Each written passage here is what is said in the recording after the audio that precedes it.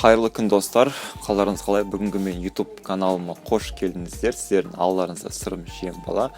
Жалпы бүгін біз не туралы айтамыз? Бүгін дәріханадағы топ 3 ең өтімді заттар туралы айтамыз. Ал енді назарларыңыз экранда болсын. Так, номер 1 бізде аптекада ең көп өтетін нәрсе ол не деп ойлайсыздар достар? Кім не деп ойлайды? Әрине ол бізде аспирин. Аспирин ацетилсалицил қышқылы номер 1 ең өтімді товар болып келеді.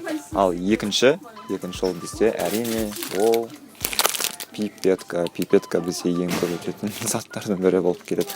Үшіншіге мен не жатқызады едім? Үшінші ол қарапайым нафазалин спрей каплясын жатқызуға болады. Екі түрінде олар аптекада ең көп өтетін майда заттардың арасында бірі.